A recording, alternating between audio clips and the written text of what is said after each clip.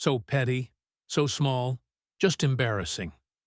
That's how Mercedes boss Toto Wolff described Red Bull's protest after the Canadian Grand Prix. And let's be clear, Red Bull didn't rush to file it either.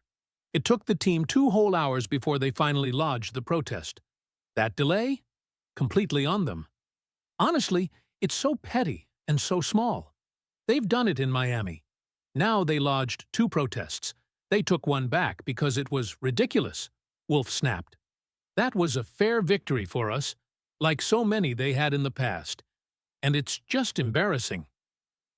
While George Russell stood triumphant on the top step of the podium, Red Bull was busy in the steward's room, trying to get his win overturned. And while Wolff's anger drew plenty of attention, it was where he aimed it that made headlines. He obliterated Red Bull's leadership, but in the same breath, he spared Max Verstappen completely. I don't even know what they refer to. Unsportsmanlike behavior or something? Like, what is it all about? Why do you know that? Who decides that? Wolff asked, shaking his head. Because I'm 100% sure it's not Max. He's a racer. He would never go for a protest on such a trivial thing. That final line? Not just off the cuff. It was precise, intentional, a very deliberate message.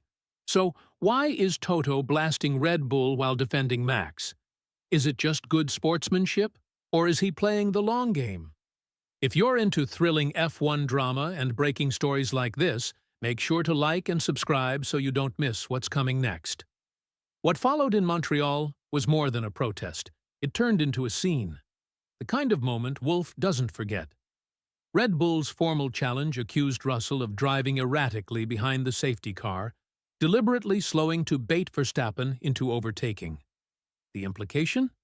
That Russell had tried to trigger a penalty that could have banned Verstappen from Red Bull's home Grand Prix in Austria. But for Wolff, the whole thing reeked of overreach. It took them 2 hours to launch the protest, he pointed out. They come up with some weird clauses. What they call clauses. I guess the FIA needs to look at that, because it's so far-fetched. It was a direct shot, and it landed. Red Bull's protest was rejected. Russell kept the win. But that didn't stop Christian Horner from doubling down. According to Horner, the team had absolutely no regrets. We saw something that we didn't think was quite right, he said. And you have the ability to put it in front of the stewards. That's what we chose to do. And, absolutely no regrets in that. In Horner's view, it was simple. They saw something they didn't like and exercised their right. End of story. But for Toto, it was anything but simple. The way he framed Red Bull's protest wasn't as a competitive tactic, it was a waste of time. And that framing sent a broader message. Because, in Wolff's eyes, this wasn't a one-off. It was the second time Red Bull had tried to weaponize the rulebook against Mercedes in just 5 races. The first? Miami, when they also protested Russell for alleged yellow flag violations. That one didn't stick either. So now, with another failed protest on the books, Wolff didn't just defend his driver. He accused Red Bull of turning the sport into a courtroom. You race, you win, and you lose on track, he declared. That was a fair victory for us, and it's just embarrassing. But what no one expected was what came next. When asked about Verstappen's role in the protest, a driver who had been clearly frustrated on the radio during the safety car period, Wolff switched gears entirely. I'm 100% sure it's not Max, he repeated. He's a racer. He would never go for a protest on such a trivial thing. And just like that, Toto drew a clean line. Blame the team, not the driver. The move didn't go unnoticed. Across the paddock, questions spread like wildfire. Why, in the middle of a verbal assault on Red Bull, would Toto go out of his way to defend Max Verstappen? Because make no mistake, Wolff didn't stumble into that quote. He knew exactly what he was doing when he said, "What is it all about?" Why do you know that? Who decides that? Because I'm 100% sure it's not Max. He's a racer. He would never go for a protest on such a trivial thing. In defending a rival driver, Wolff had sent a strong, unmistakable signal, and the paddock picked up on it immediately. In just one interview, Toto Wolff managed to humiliate Red Bull's leadership and give Verstappen a clean pass. The same Verstappen who had just been on the radio, complaining about Russell's driving. The same Verstappen who stood to gain the most if the protest had succeeded. So, was Max directly behind the protest? Depends on who you ask.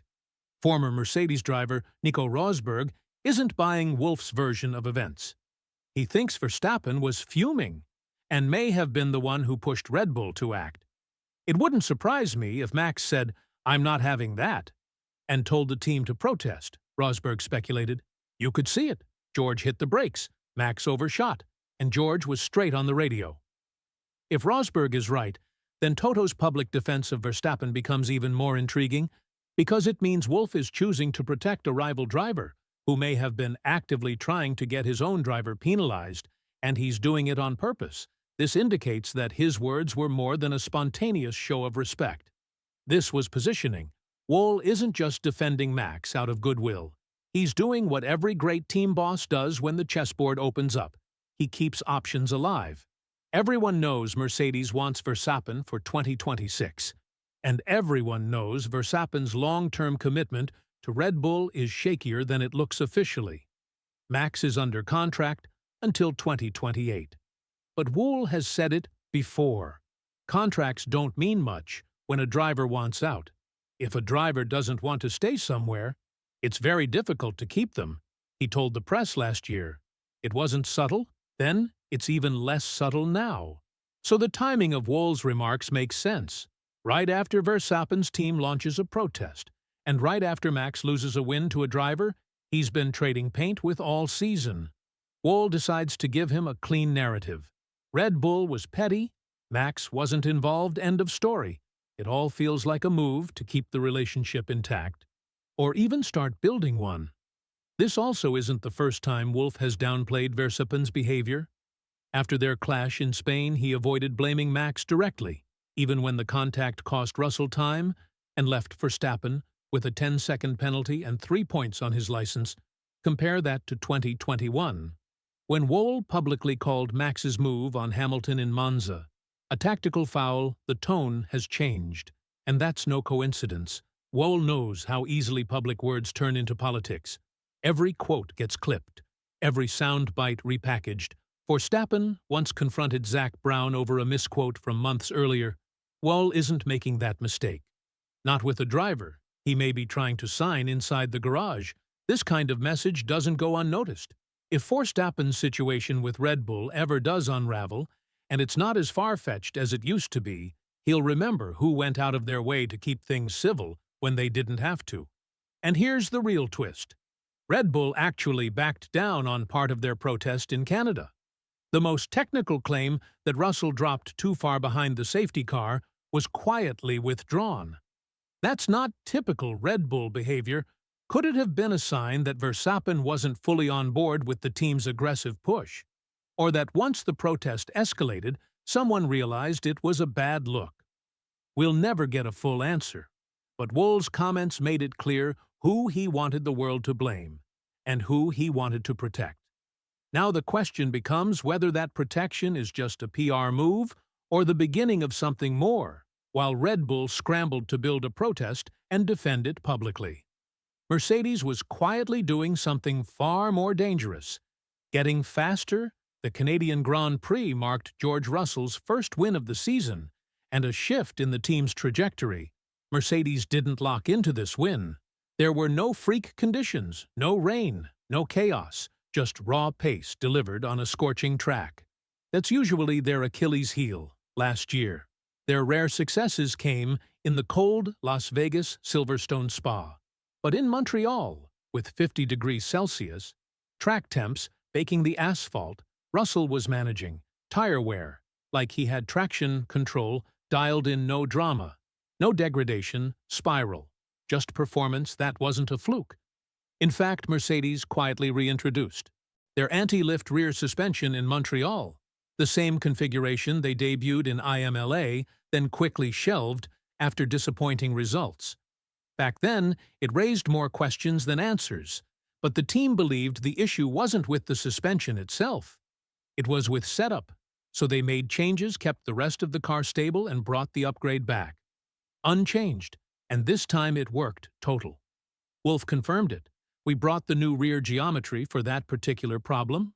Rear surface overheating, taking it off, was the right thing to do. Then bringing it back.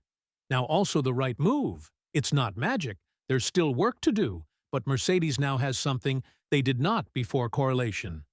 They're starting to understand how their data maps to real-world results, and the rear suspension may be the first clue that their development direction is finally aligned. Here's what it actually does. The new geometry increases anti-lift at the rear under braking. That keeps more aerodynamic load on the rear tires, which stabilizes the car, reduces heat buildup, and improves grip on corner exit. The more stable the rear is under braking and throttle, the less energy is dumped into the tire, which means better temperature control across a full stint for a car that struggled with rear grip for 2 seasons. That's a major breakthrough, and they're not done yet. Ahead of the Austrian Grand Prix, Mercedes Deputy Technical Director Simone Resta confirmed new parts are coming.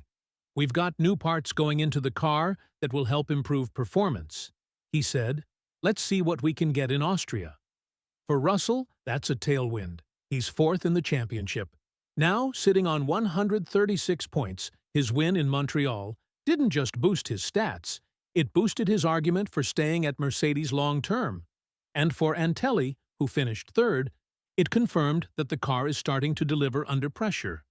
Meanwhile, in stark contrast, Red Bull's focus in Canada was protest language, stewards, meetings, PR damage control.